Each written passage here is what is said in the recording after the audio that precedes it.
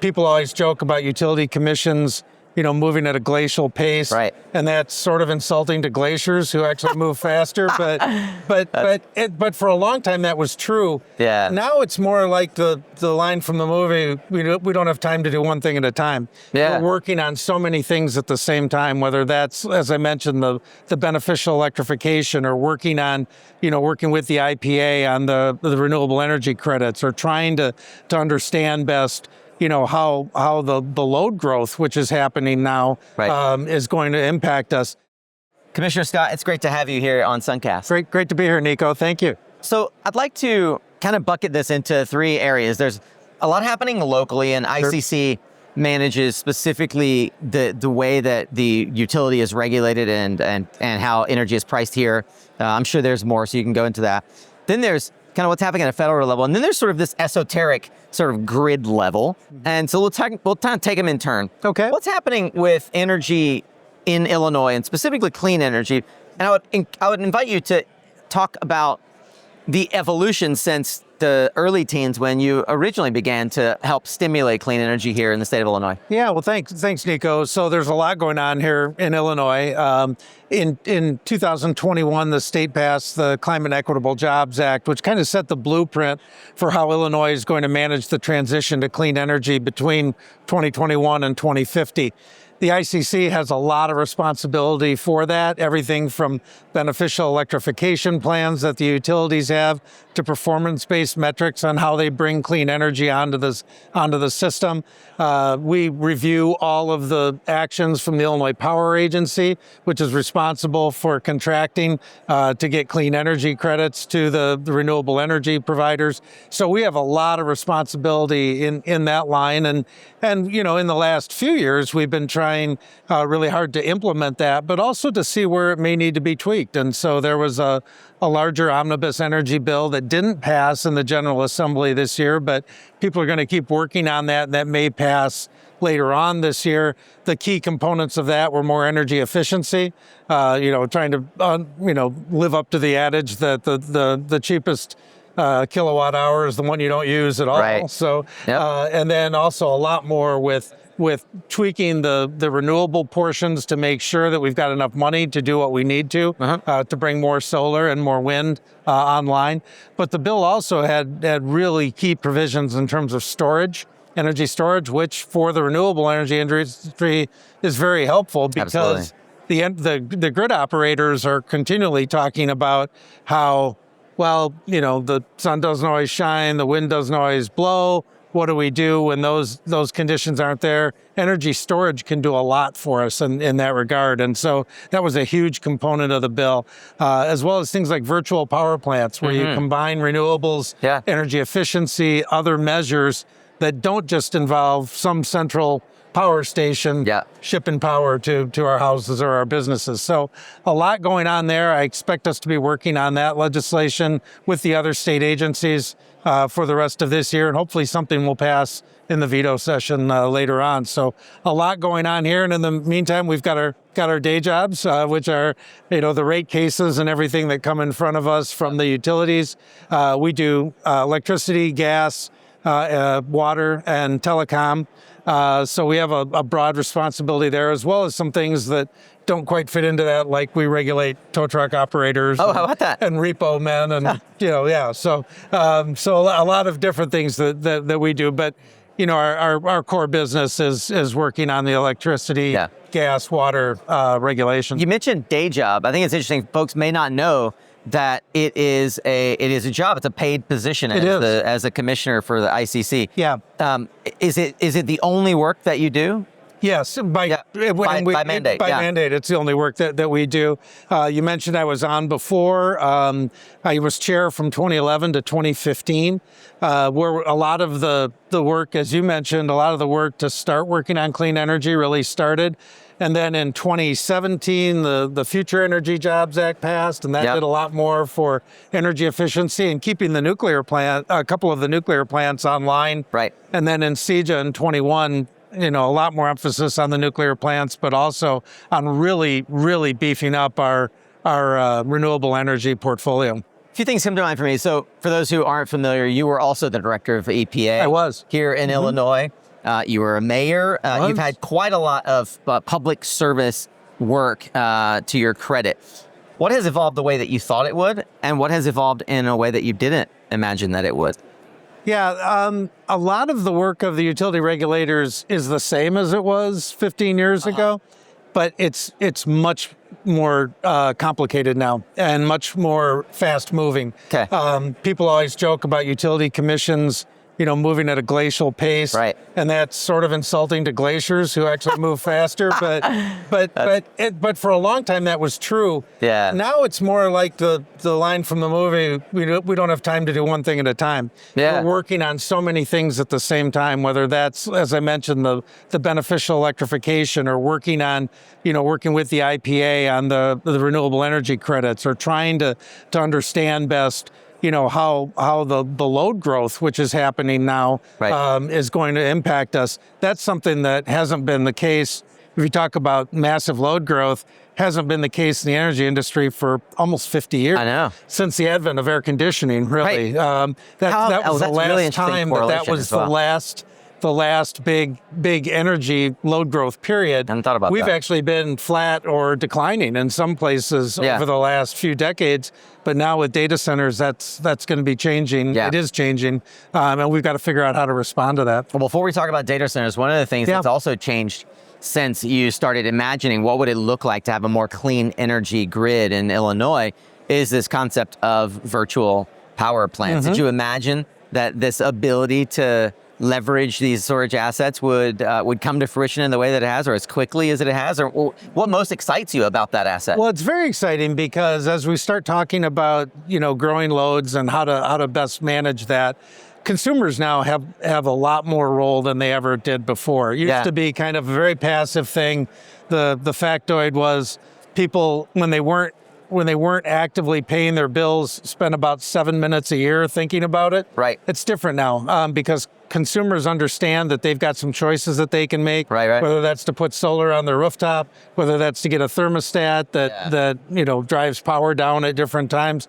Those kinds of things were there in 2015 when I left the commission the first time, but they weren't as prevalent as they are now. And that is only going to continue as we start talking about, do we do real-time pricing? So, your price goes down, at night when you're not in peak loads. Because the real main problem that we're trying to solve for is not necessarily the load on a day-long basis, but when we get to those peak times, it's really hot out or it's really cold out and we really need all the energy we can get.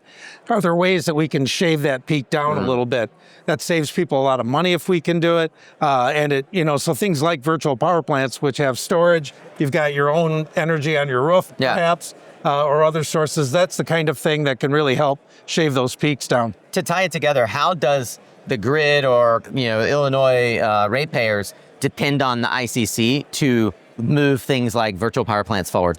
Well, we can set the framework for it. A lot of that is legislative. So sometimes the legislature will say, ICC, go look at this. Sometimes we can do that through something like a beneficial electrification plan. We can do that. We have some other methods to be able to do that.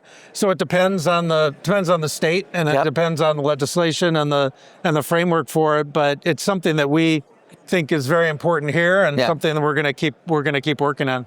At a federal level, is there anything that influences or even perhaps slows down the work of the ICC at a local level?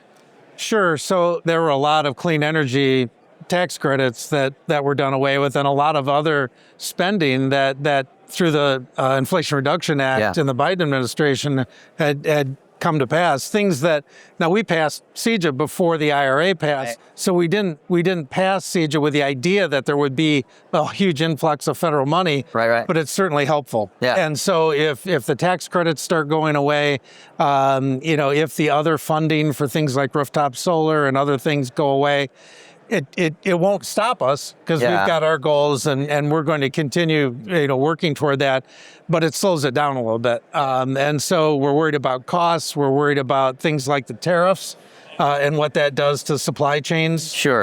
So all of that, everything the federal government does has an impact on us. And so, like I say, it won't stop us, but it could slow us down. Is there an element of the work that you do at the ICC that is directly tied to job creation and job growth in the region, or is that sort of separated? It's separate but related. So, in CEJA, for example, there were a lot of measures that were designed to spur job growth throughout the state. There are different hubs that are set up to try to bring people into the workforce that had typically been left out of the workforce, and to try to bring more contractors on. And there's a lot of incentives for to try to do that. So, and we don't manage any of those programs, but obviously we support those and want those to succeed, because the more choices people have for contractors and workers, the lower the prices become then as well. So all of that becomes really important. Well, job growth is important across the nation. One of the things we're also facing across the nation, you mentioned a minute ago, is this concept of load growth, not seen since the days of the introduction of HVAC. What's driving that load growth here in Illinois in particular, and how do you think about it at the regulatory level? There are a few things driving it. So, we're talking about going on to, more beneficial electrification, electric vehicles, things like that will add more load to the grid.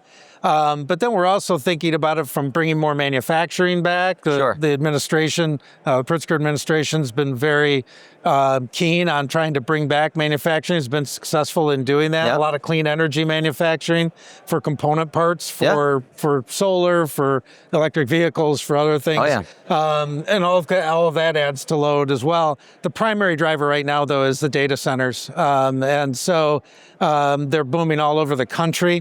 That's something that's happening everywhere. Part of what we're trying to figure out, and it's difficult right now, is how much of that load is real. Because the data centers will talk to utilities in 3 different states.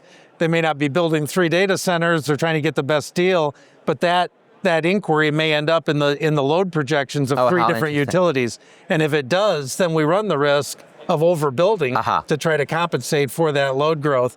And if we don't pay attention to it and we underbuild, then you have really dire consequences as well.